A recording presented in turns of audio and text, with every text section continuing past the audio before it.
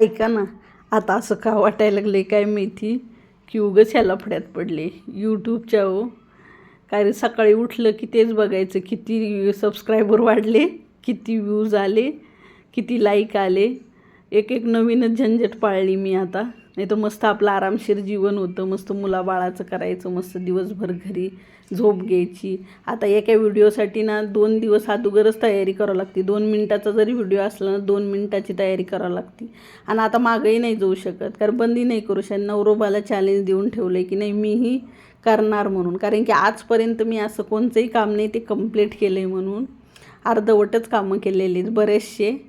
आता बघू काय काय होते. आणि हो तितक्यात ना आता मी यूट्यूब चॅनल चालू केलं आहे ना, हे आमच्या नातेवाईकाला माहिती झालं बरं का. आता नातेवाईक बरेच असतील बरं का, पण माझ्या नातेवाईकासारखे खतरनाक नातेवाईक मला तर नाही वाटत या पृथ्वी तलावर कुठंतरी असतील म्हणून. खूप काय तर म्हणे यूट्यूब चॅनल चालू केलं होईल का तो याकडून. बघू, नाही झालं तो कशाला करावं बाई, आपल्याला आपलं कामं भलं ना आपण भलं, आपण गेलं आहे कशासाठी, हे असं सारखं सुरू असतं.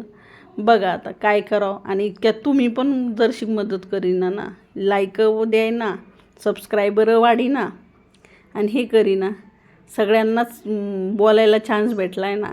आता नवरोबालाही वाटतं हिच्याच्याने काही होणार नाही. 8 ते 10 दिवस नवरोबा कालच म्हणत होते की अजून 8 दिवस फाईल करणार आहे म्हणे आणि मदत सोडून देणार आहे, कारण की हिने असे बरेचसे कामं केलेली आहेत की ते ना तिच्याच्याने कधी कंप्लीट नाही झाले. आता बघू. चला तर मग आता पाडव्यासाठी मी नाही का ना हे केलं आहे, श्रीखंड केले. बघा आवडलं असेल तर, घरच्या दह्यानेच केलं आहे. आवडलं असेल तर लाईक करा आणि हो सबस्क्राईब करा की लवकर. बघू आपण सगळ्यांनाच दाखवू मग. चला तर मग.